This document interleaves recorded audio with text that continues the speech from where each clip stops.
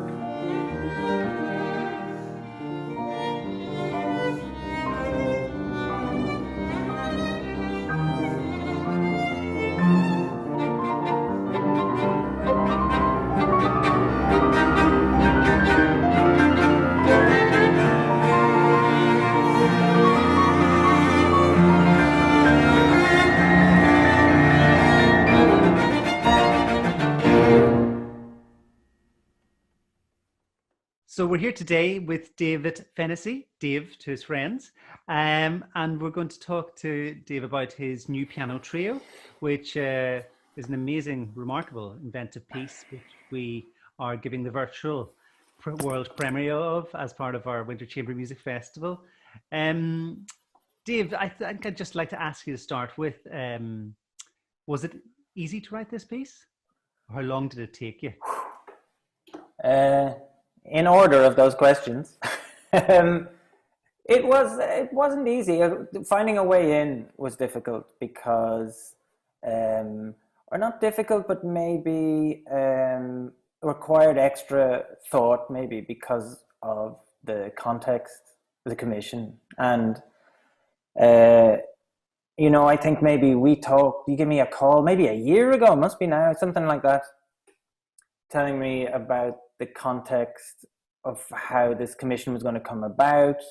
And it was a very special and delicate kind of commission. And so I felt a kind of extra responsibility in a way to bring it carefully into the world. So, and you know, maybe you can talk a bit about that, the kind of context and everything. But so it required a lot of thought for me about a way that I could enter into it as a composer, but also for it to be meaningful within the special context of the commission.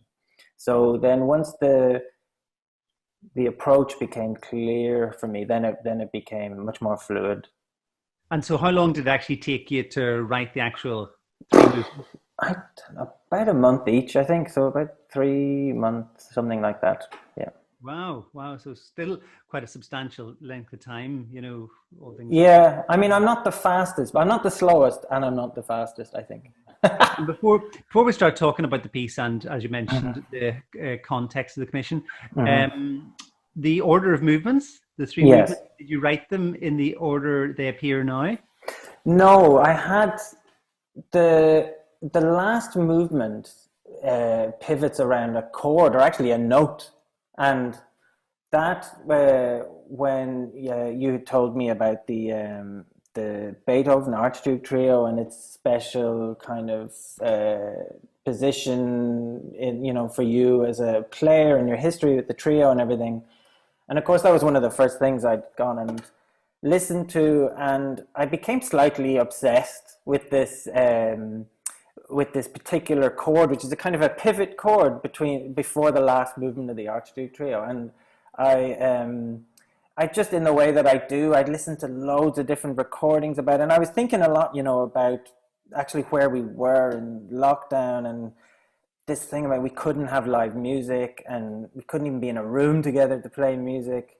And I was thinking about all of these different ways, you know, that a chord can be played, the way it can be weighted a slight bit different in the hands. It can be, you play with a little bit of warmth, you can play it on what string. And actually that started from me listening to all these different famous recordings, the Boar's Trio and Perlman, all these people doing these different recordings of this chord about the richness that could be in that. And that you can only get by being in a room together and feeling that together and how you land on a chord and stuff. So actually, that was the tiny crack that I prized open to get into the piece, and actually kind of reverse engineered everything from there. And that ended up being, that's the last movement, and then it kind of reverse engineered from that.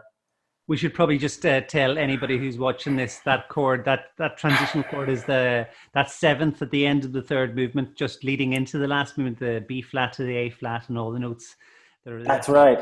And he has this kind of D, which is like a kind of pedal that goes through it, but it's kind of like in those kind of crazy Beethoven moments where it just goes on that, it feels like it's that tad too long, or it's so strange, that moment, and he's just holding it and holding it and holding it.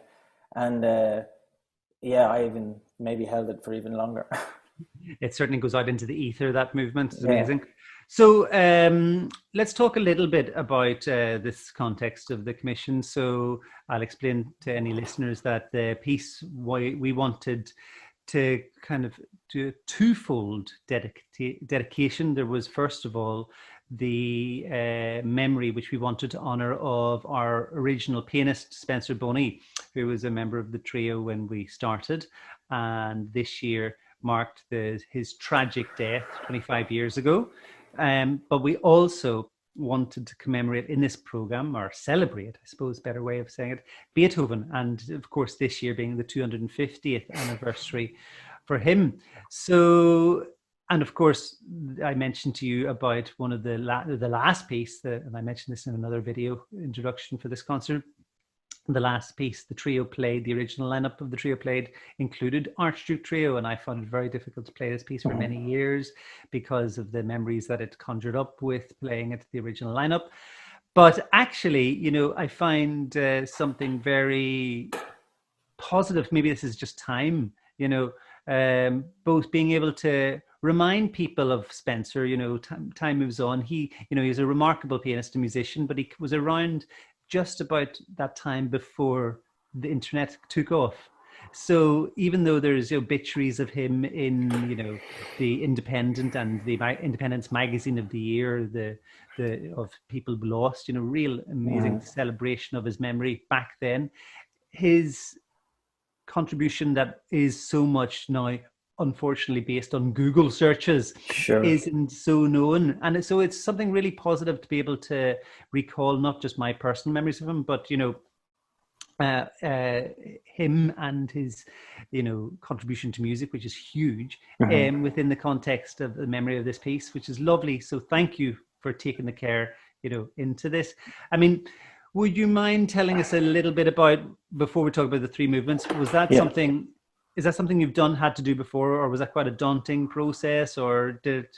It was a bit daunting, to be honest, just because of the responsibility of it. And in a way, though, I was moved by when you told me about it, about your relationship to him and the influence that he had on you as a musician and as a friend, maybe more importantly, and that kind of camaraderie that you get playing in a chamber music together, which in trios or quartets, it's not really like other music making settings. I don't think there's something special about that.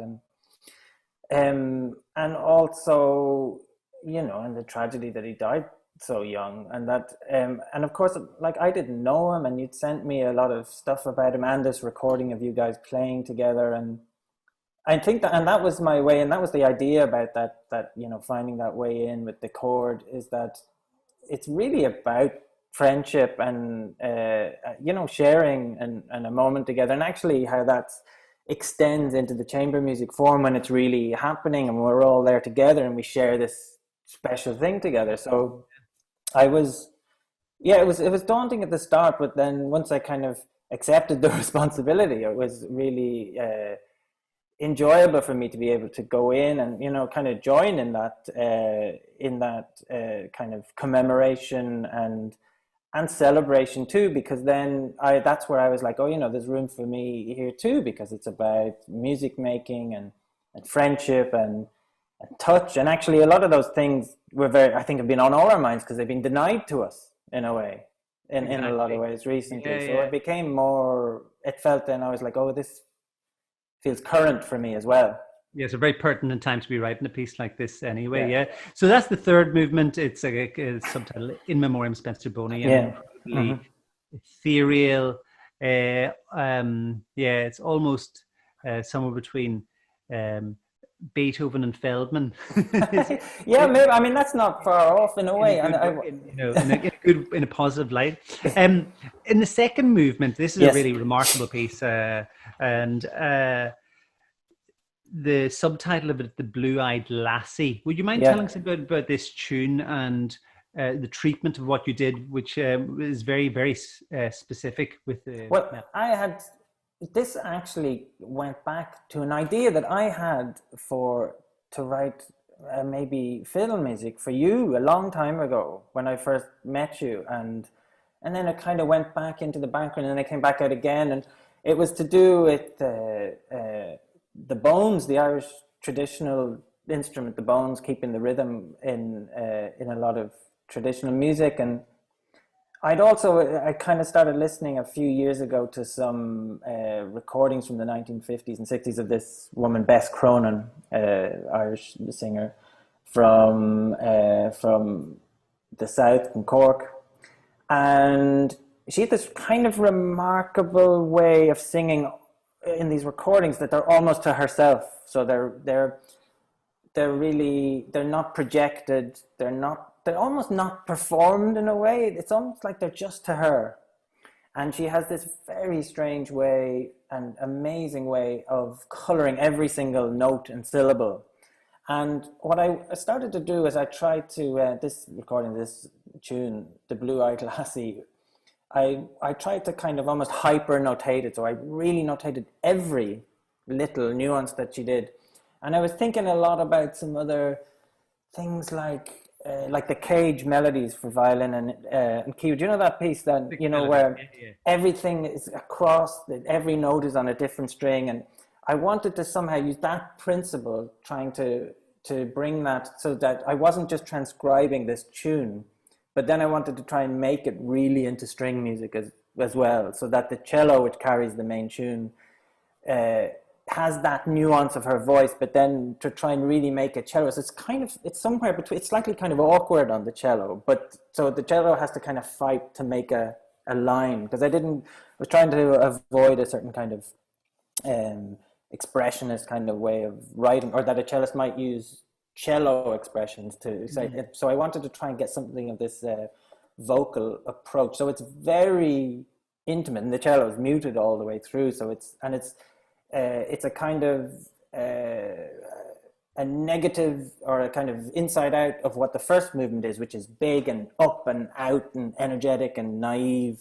And I wanted the second movement to be very introspective and still and kind of not showy in a way. It was really what I was after. So and then the violin kind of joins in with the cello in the cracks, and I think it's about the two of you finding a parody as the piece goes on. And then the piano ostensibly is also this kind of the bones thing I was talking about. There's a kind of rhythmic element that comes and goes, and it's something to do, I guess, with memories and a kind of nostalgia as well. And then this kind of cycle of chords which are supporting everything in the piano. So there's a few different layers which are kind of just the certain things are coming to the fore at different times. That's very cool. I think it's a really interesting movement, and I love, from a textural point of view, the build-up of material, the cello. You could have, it's nearly like a folk written out recitativo part. Yes, yeah, and yeah. Then, you've got these glacial harmonics and, kind of somewhere between Mendelssohn and Sciarrino in the violin part, and then all the material you talked about in the piano part, and then there's this amazing moment where Mary takes over humming when she's doing. Of course, Mary's always doing at least 3 or 4 things at one time. Yes, because she's that good. But there's this moment where she takes over humming as the original material, and that's a really haunting moment in the piece for me before it comes back to the cello. So it's and it seemed, of course, I was aware of that Mary's not far from that neck of the woods, let's say, and that you guys have connections to that part of the world as well. So there's all of these kind of layers that make you think it might be the right time, to explore something like that. So it made kind of, it made a strange kind of sense for me. And I knew, of course, because I had another piece that Mary played of mine a few years ago, and she had to hum in it as well. So I thought, right, maybe might be able to do that. Good humming. And then just a final word before we run out of time about the opening movement. When we recorded this the other evening at Side Concert Hall. in Gloucestershire, great hall friends of ours own, and it's wow, it hits you here in I mean, there's such a build up of overtones going on. But I love also the kind of phasing nature of, I remember, when I first looked at the score of the violin part, and there was all these like 11 in the time of 12s, hemi-demi semi-quavers. And then you said, oh yeah, but this is, you're just consistently slightly faster and the cello's consistently slightly slower. But I understand why you had to write it very precisely, of course, for that kind of phasing kind of feeling and the tension to work. But this material, just tell us a little bit about it. Well, the first movement was, like I say, I really, again, just considering the whole context and everything, I really wanted to reference the joy of making music together. And especially as young people, when, like, if you go and you hear a youth orchestra play Strauss or something, and the fortes are a bit too forte and the vibrato's a bit too, and everything, it's kind of, but you don't care. It's the joy and the energy of that kind of music making. And, I'm thinking about my own, music making around that. When at the time, I mean, probably we were making very different kinds of music as whatever, 18, 19, 20-year-olds. And I think, though, but there's a lot of things in common, which is to do with just the joy and the energy of it. And I really just wanted to kind of, no build up, no, just drop the piece straight in. And I was trying to find the most resonant kind of sound on the piano, the most resonant place on the fiddle, the most resonant place on the cello, and kind of just like everybody's flailing like crazy. And then it settles into something, but there's a kind of naivety and optimism about that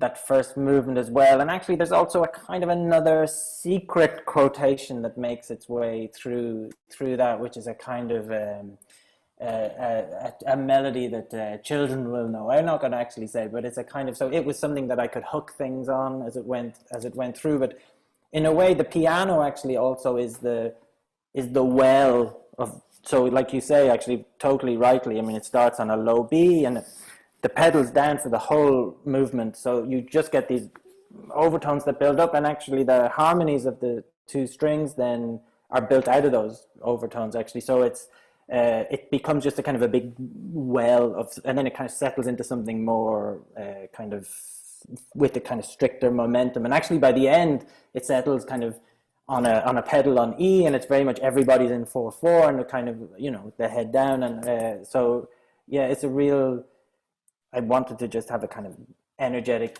burst. Yeah, it's got great headbanging. Thanks. But it has to be on E. If you're going to headbang, it has to be on E. It has to, yeah. So, well, thank you so much for taking time to listen, to talk to us. Now we're going to listen to the world premiere. It's not a live world premiere, but it is one takes. And this is the world premiere of David Fennessy, Piano Trio No. 2, In Memoriam Spencer Boney.